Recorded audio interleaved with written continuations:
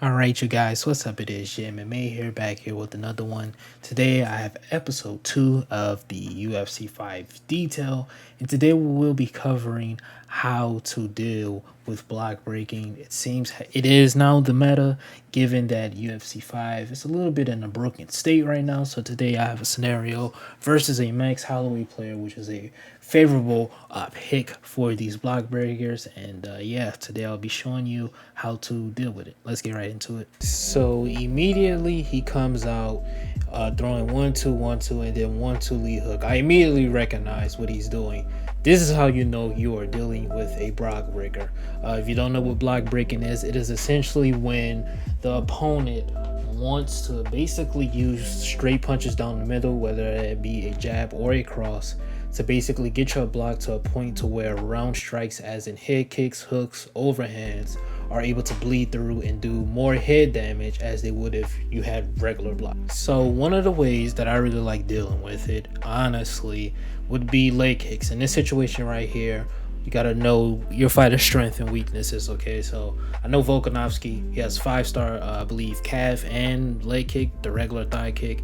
So I know whether it be the lead leg or the rear leg, I need to chop that leg down to stop forward movement, because block breakers essentially, they have no respect. They have complete disregard for the power coming back or whatever offense or counter is coming back towards them, because they're so sure that by the time you are actually able to counter, you cannot get off your offense. So they've essentially decimated your block. You can't counter, you really can't do anything. They leave you in a pretty vulnerable state. Okay, then right here, I'm throwing the calf kick. I'm trying to get him to come into range. He whiffs.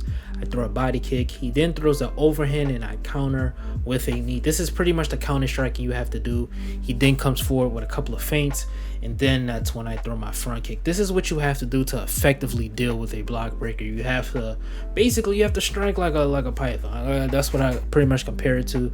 And as you can see, I'm pretty much fucking destroying his legs. Max has a pretty high switch stance, so it really doesn't matter. But essentially what you have to do to kind of fight the way I'm fighting, again, you have to be a step ahead every time. So I know what he's gonna throw before he throws it. Like in the sequence right here against the cage, he knows I cannot move my head backwards, so he's going to throw hooks and uppercuts. So what is my game plan? My game plan is pretty much to duck and hopefully sway. I have to duck the hooks and slip the uppercuts, because I can't pull. Because if I try to pull back, it's not going to do nothing, and then my block is going to get broken even more.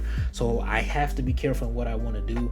So I let him throw, I evade. I do not try the trade. That is the main problem. A lot of you guys get in this position right here and you try the trade rather than trying to be defensive and trying to get out of this, try to circle out. And that's what I try to do. I recognize what he's doing, I defensively make the adjustment, and I get out of the way. The next round begins. I know I have him right where I want him, because he's now not advancing forward. I do recognize he has absolutely no head movement at all, and he's pretty much trying to walk forward. He's throwing forward moving strikes rather than standard strikes. If you don't know, your standard strikes actually come out, I believe, 3 times as faster as they would if you're moving forward. He's throwing forward moving strikes. So all I do is I make a minor step back as I'm throwing my 1-2, which then staggers him and leaves him at the same place he tried to move from, which I recognize. So I'm like, okay, I can dash forward, and then I can land the jab lead hook straight. I drop him, rock him, and I basically finished the fight right here. I do feel like this could have been a lot worse for me, or a little bit harder if he was using someone with stopping power, like a Conor McGregor or like Alexander Volkanovski, Eli Topuria. Those are like the main ones with power that a lot of people like, quote unquote, block breaking with. But like I said, this was a much smaller scale version of that. But in retrospect, he's pretty much the overall essence of a block breaker. 4 moving strikes, overwhelming and block, making you kind of forget what do you need to be doing defensively and everything.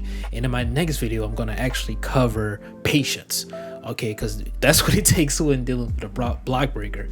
It takes a whole lot of patience. You have to be wary of everything, you know what I mean? You have to deal with enough of them to know, okay, they're going to do X, Y, and Z before they do X, Y, and Z, you know what I mean? So yeah, that's pretty much it. Just 3 main last things: be patient, be very defensively sound, but not too defensive to the point to where you're not getting off your own offense, and lastly, be ahead before they get ahead. That's all I really have to say. I hope this video helps you guys. This has been JMMA with another episode 2 of UFC Detail. Let me know down below in the comment section if you have any questions, and I will catch you guys next time. It has been JMMA, and I'm out.